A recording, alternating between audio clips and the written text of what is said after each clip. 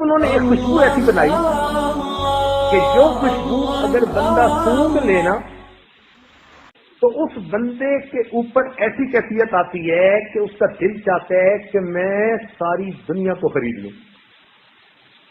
ایسی کیفیت اس کی بنتی ہے. لہذا ان سائنسدانوں نے اس کا کہاں پر جو ہے وہ تجربہ کیا؟ ڈپارٹمنٹل بڑے بڑے اسٹوروں پر.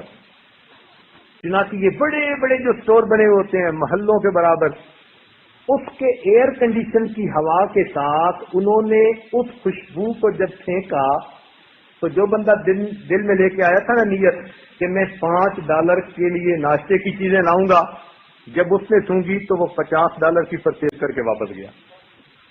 تو انہوں نے دیکھا کہ ان کی پرچیز یکدم بوسٹ کر گئی. تو یہ تجربے سے ثابت ہو گیا کہ اس خوشبو نے بندے کے دماغ کو ایک ایسی کیفیت میں پہنچا دیا کہ اس کا دل چاہتا تھا کہ بس میں اسپینڈ کر دوں جو کچھ میرے پاس. چنانچہ ہر آنے والا اپنے پاس نہیں بھی ہوتا تھا تو کریڈٹ کارڈ کے اوپر سب کچھ خرید کے لے جاتا تھا. اب جب یہ بھی تجربہ کامیاب ہو گیا تو انڈسٹری کے لوگوں نے سائنسدانوں کو کہا کہ ہم آپ کو سپورٹ کریں گے، لہذا انسان کے دماغ تک پہنچنے کے اور تجویزیں ڈھونڈو، راستے ڈھونڈو. چنانچہ انہوں نے سوچا کہ انسان کا دماغ الیکٹریکل ویوز پر فنکشن کرتا ہے. ہمارا جو بدن ہے نا یہ کیسے فنکشن کرتا ہے؟ یہ بجلی کی لہروں پر، برقی لہروں پر جو دماغ سے سگنل جاتے ہیں نا وہ الیکٹرک سگنل ہوتے ہیں، چارج ہوتے ہیں انسان کے جسم میں. اس لیے اگر ریڈیو چل رہا ہو اور آپ اس کے اینٹینے کو پکڑ لینا تو اس کی آواز تیز ہو جائے گی، اس کی ریسیپشن بیٹر ہو جائے گی. یعنی آپ خود اینٹینا بن گئے، آپ اس کی ویو کو ریسیو کر کے اس کو دے رہے ہیں. تو انسان کا پورا جسم جو ہے وہ الیکٹریکل فنکشن کر رہا ہے. تو انہوں نے کہا کہ کوئی ایسا طریقہ ہو کہ ہم الیکٹریکلی کسی تک انسان کے دماغ تک اپنا راستہ بنائیں. چنانچہ انہوں نے سوچا کہ دن پر انسان جو میوزک سنتا ہے تو یہ میوزک پہلے تو آواز ہوتی ہے، مگر انسان کے جسم میں یہ آگے الیکٹریکل ویو بن کے جاتی ہے، الیکٹریکل ویو بن کے جاتی ہے. تو انہوں نے اس پر ریسرچ کرنی شروع کر دی. اس کو کہتے ہیں ویو لیٹ انالیسس، کہ بھئی کون سی ویو لیٹ انسان کے دماغ پہ زیادہ اثر کرتی ہے. چنانچہ انہوں نے ایسی ویو لیٹ نکالی کہ جب وہ میوزک بندہ سنتا ہے نا تو اٹھ کے ناچنا شروع کر دیتا ہے. تو انہوں نے دیکھا کہ بھئی یہ تو ہمارا تجربہ کامیاب رہا کہ ہم اگر اس قسم کی ویو لیٹ والی میوزک دیتے ہیں تو مجمع کو ذرا وہ میوزک چلانے کی ضرورت ہے، ہر کوئی تھرکنا شروع کرتا ہے اور اٹھ کے ناچنا شروع کر دیتا ہے. انہوں نے کہا اس کا مطلب ہے کہ دماغ تک ہم پہنچ سکتے ہیں، لہذا اور اس پر محنت کرنی چاہیے. انہوں نے کرتے کرتے اس میں ایک سسٹم نکالا اور اس سسٹم کو کہتے ہیں بیک ٹریک سسٹم. یہ بیک ٹریک کیا ہوتا ہے کہ میوزک جو ہوتی ہے نا وہ تو ویو فارم میں ہوتی ہے، اس کے اوپر اپنا ایک میسج بٹھا دیتے ہیں. یوں سمجھیں کہ گھوڑا جا رہا ہے، اس گھوڑے پر سواری بٹھا دی. اس کی مثال یوں سمجھیں کہ آپ نے تو اپنے بھائی کے لیے دروازہ کھولا، جی اندر آ جاؤ، لیکن بھائی کے کندھے پہ مکھی بیٹھی ہوئی تھی، وہ خود بخود اندر آ گئی. بالکل اسی طرح بندے نے تو میوزک سنی کہ میں ریفریش ہونے کے لیے یہ گانا سن رہا ہوں، مگر اس میوزک کے اوپر جو ان کا پیغام تھا وہ خود بخود اس بندے کے دماغ میں چلا گیا. بندے نے ارادتاً وہ نہیں لیا ہوتا، مگر وہ دماغ میں پہنچ جاتا ہے. جب وہ دماغ میں پہنچ جاتا ہے تو دماغ پہ اثر کرتا ہے. چنانچہ اس کا تجربہ انہوں نے شروع میں یوں کیا کہ ایک گانا بنوایا ایک ایسے گویے کے ذریعے سے جس کی آواز کو لوگ پسند کرتے تھے، اور ان کو پتا تھا کہ بھائی اس کی آواز کو لوگ پسند کرتے ہیں اور جو گانا پسند کریں گے وہ ایک دو دفعہ نہیں، وہ سینکڑوں دفعہ سنیں گے. دفتر جاتے بھی سنیں گے، آتے بھی سنیں گے، گھر میں بھی سنیں گے، دن میں بھی اور رات میں بھی. چنانچہ انہوں نے کیا کیا کہ اس گانے پر انہوں نے اپنا پیغام بھیجا، اور پیغام کیا تھا؟ کل یور موم. یہ پیغام دیا اس نے، کل یور موم. تو پھر انہوں نے انالیسس کیا کہ جتنے نوجوانوں کو وہ گانا پسند تھا اور وہ سنا کرتے تھے، ان کے اندر امی کے بارے میں ایسا غصہ آتا تھا کہ ان کا دل چاہتا تھا اس کو میں قتل ہی کر دوں.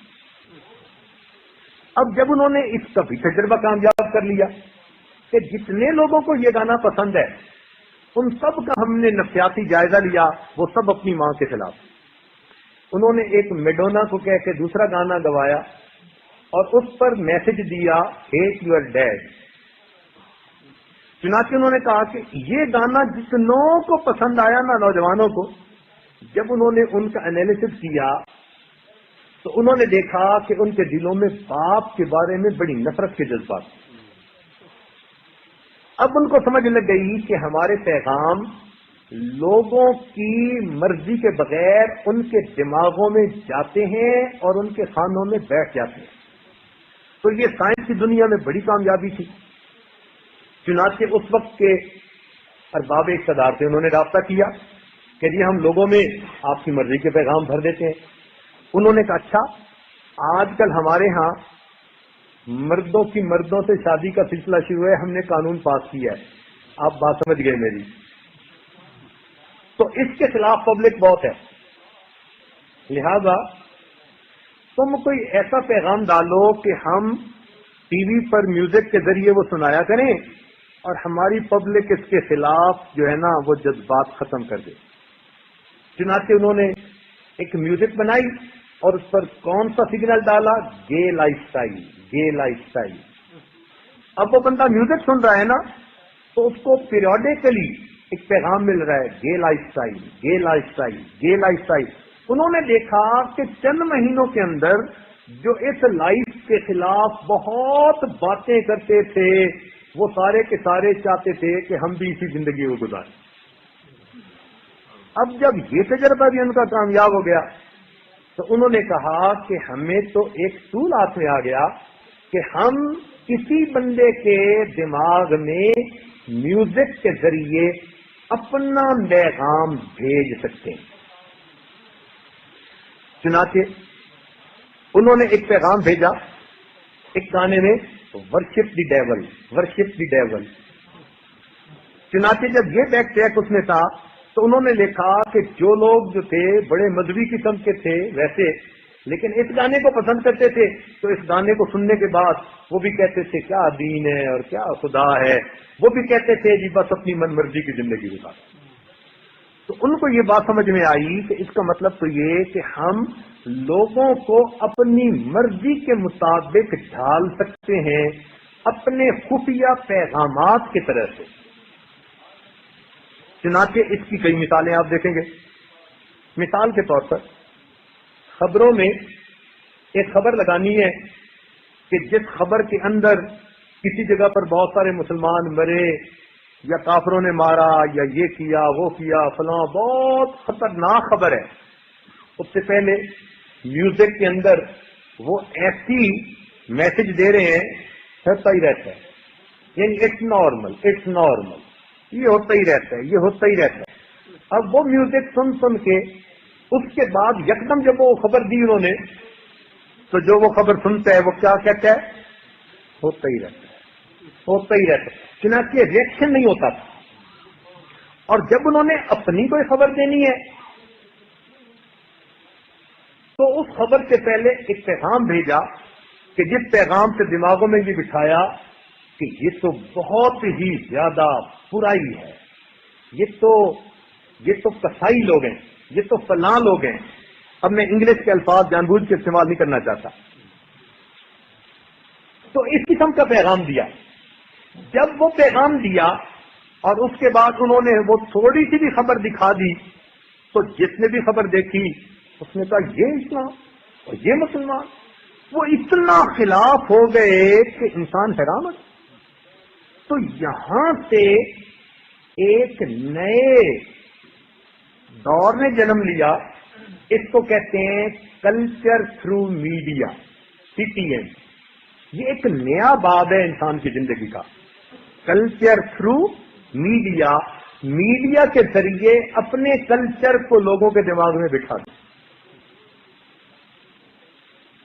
چنانچہ پہلے زمانے میں میوزک حرام تھی، اس لیے کہ اس میں فقط ٹونز ہوتی تھی، اور آج کل تو میوزک اس لیے حرام در حرام در حرام در حرام ہے کہ اس میں انسان کے ایمان ضائع ہونے کا خطرہ ہے۔ جتنی پہلے زمانے میں میوزک حرام تھی نا، آج تو ریز ٹو دی پاور اس کی آپ 10 بھی اگر کر دیں تو تھوڑا بنتی ہے۔ اس لیے آپ دیکھیں گے کہ جس نوجوان کو میوزک سے دلچسپی ہے نا، آپ لاکھ اسے سمجھائیں، وہ کفر کی تہذیب کے خلاف کوئی بات سننا نہیں چاہے گا۔ جتنا اسے اپنی طرف لانے کی کوشش کریں، وہ مسجد میں آنا نہیں چاہے گا، وہ مولویوں کے پاس بیٹھنا نہیں چاہے گا، وہ کسی کی بات سننا نہیں چاہے گا۔ وجہ کیا؟ میوزک کے ذریعے سے اس کے دماغ میں اتنا کچھ دین کے خلاف بٹھا دیا، اب وہ قریب آنا ہی نہیں چاہتا۔ میوزک کے ذریعے سے کفر کی تہذیب کے بارے میں اتنی باتیں اس کے اندر ڈال دی گئی کہ اب اس تہذیب کے خلاف وہ کوئی بات سننا ہی نہیں چاہتا۔ تو میوزک اس وقت کفر کے لیے پیغام انسان کے دماغ میں بھیجنے کا ذریعہ بن گئی ہے، اور ہم اپنے بچوں کو بڑے آرام سے میوزک سننے کی اجازت دے دیتے، اور ہمارے بچے کہتے ہیں ابو میں میوزک ہی تو سن رہا ہوں، مجھے بس واک مین چاہیے۔ اور یہ بچے یہ نہیں سمجھتے کہ واک مین میں ہم صرف گانے کے بول نہیں سن رہے، ان گانے کے بولوں کے ساتھ میوزک میں کفر نے کچھ ایسے میسج بھی خفیہ ڈالے ہوئے ہیں جو میسج ہمارے دماغ میں بیٹھ کر ہمیں اللہ اور اس کے رسول کے خلاف کر رہے ہیں، جو ہمیں دین سے ہٹا رہے ہیں۔ چنانچہ میرے اپنے ایک قریبی تعلق رکھنے والے سلسلے میں اصلاحی تعلق تھا، اور اس بچے نے MS PhD کی تھی کہیں سے، وہ کہنے لگا کہ حضرت میں اس کو پہلے لوگوں کی باتیں سمجھتا تھا، لیکن ہمارے پروفیسر صاحب نے PhD پروفیسر تھے، کلاس کے اندر 300 بچوں کو جمع کیا اور ان کو انہوں نے ایک گانا سنایا، اور گانا سنا کے ان کو کہا کہ بھئی سناؤ تم نے کیا میسج لیا۔ تو انہوں نے کہا جی کہ ہم نے اس کو سن کر اس کے بول کے مطابق یہ میسج لیا۔ تو انہوں نے کہا نہیں، اس کے علاوہ بھی ہم نے آپ کو ایک میسج دے دیا۔ تو 300 لڑکوں نے کہا جی کہ اس کے سوا کوئی میسج ہمیں نہیں ملا۔ پروفیسر نے کہا کہ میں اس کے ذریعے ایک میسج تمہارے دماغ میں ڈال چکا ہوں۔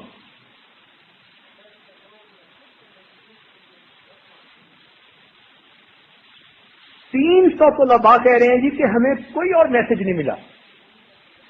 پھر کہنے لگا کہ اس نے جو میوزک تھی نا اس کو بیک ٹریک پہ چلایا، سلو جب چلایا نا، سلو فریکوینسی پہ، تو کہتے ہیں کہ ہم نے دیکھا کہ اس کے اوپر اس نے ایک میسج بھرا ہوا تھا، اور اتنا گندا میسج تھا اللہ تعالی کے بارے میں کہ ہم سوچ ہی نہیں سکتے، ہم سوچ ہی نہیں سکتے۔ تو وہ کہنے لگا کہ دیکھو آپ لوگوں نے صرف میوزک سنی اور ہم نے اس میوزک کے ذریعے سے آپ لوگوں کے دماغوں میں یہ پیغام بھی ڈال دیا۔ وہ ہمیں برین کے بارے میں پڑھا رہا تھا، تو کہنے لگا میں نے پریکٹیکلی دیکھا کہ آج سائنس کے ذریعے سے، سائنس نے میوزک کے ذریعے سے اپنے کفریہ پیغامات معصوم ذہنوں کے اندر ڈالنے کے تجربے مکمل کر لیے۔ لہذا نبی علیہ الصلوۃ والسلام نے یہ فرمایا کہ جو بندہ موسیقی سنتا ہے، حدیث پاک کا مفہوم ذرا توجہ سے سنیے، نبی علیہ السلام نے فرمایا کہ موسیقی کے سننے سے انسان کے ذہن میں زنا کی خواہش اس طرح جنم لیتی ہے جس طرح بارش کے برسنے سے زمین کے اندر فکسیٹی پیدا ہوتی ہے. تو یہ تو فقط ٹونز کی بات تھی نا، اور اب تو ٹونز کے اندر انہوں نے شیطانک ورشپ کی باتیں ڈالنی شروع کر دی. اگر وہ اس میں ہیٹ یور ریلیجن اگر یہ پیغام ڈال دیں اور آپ کے بچے کو وہ گانا اچھا لگے اور دن میں اس کو 15-20 دفعہ سن لیں، تو آپ تو سمجھ رہے ہیں نا کہ میرا بیٹا بس میوزک ہی سن رہا ہے، اور آپ کو کیا پتا اس چھوٹے سے آلے کے ذریعے آپ کا بچہ آپ کے دین کے ساتھ نفرت کرنا سیکھ رہا ہے. اور جو بچے خود نہیں بگڑنا چاہتے نا وہ بھی بگڑتے ہیں. مائنڈ سیٹ اس کو کہتے ہیں، مائنڈ سیٹ ہو جاتے ہیں کہ دماغ کے اندر ایک پیغام پہنچ گیا. کئی دفعہ لوگ کہتے ہیں نا جی میں اس خیال کو ذہن سے نکالنا چاہتا ہوں، نہیں نکلتا. تو اس کا مطلب یہ کہ کچھ چیزیں دماغ میں ایسی آگ سے اٹک جاتی ہیں بندہ نکالنا بھی چاہے تو نہیں نکال سکتا. تو یہ ایسے میسیجز ہوتے ہیں کہ جو بندے کے دماغ میں آ کے اس طرح سے پھنس جاتے ہیں کہ پھر وہ بچے اس کو نکال نہیں پاتے. اس لیے آج کے دور میں میوزک سب سے زیادہ بچوں کو بگاڑنے کا ذریعہ ہے، اور ہم اسے بہت معمولی سمجھتے ہیں. اس لیے بچے جب یہ سنتے ہیں نہ ان کو دین اچھا لگتا ہے، نہ ان کو اپنے بڑے اچھے لگتے ہیں، اور نہ ان کو پابندیاں اچھی لگتی ہیں. وہ کہتے ہیں بس ہمیں فریڈم چاہیے. ایسا فریڈم کا میسج ان کے دماغوں میں پھنسا دیتے ہیں کہ وہ بچے 15-16 سال کی عمر میں ہی بس فریڈم مانگتے ہیں، اور پھر ماں باپ رو رہے ہوتے ہیں جی ہمارے بچوں کا کیا ہوا. اس لیے یاد رکھنا آج کے دور میں یہ میڈیا ہمارے بچوں کو برباد کرنے کا سب سے بڑا ذریعہ بنا ہوا ہے. میڈیا ہمارے بچوں کو برباد کرنے کا سب سے بڑا ذریعہ بنا ہوا ہے. چنانچہ اس عاجز نے کچھ دوستوں سے ڈسکشن کی تو ان میں سے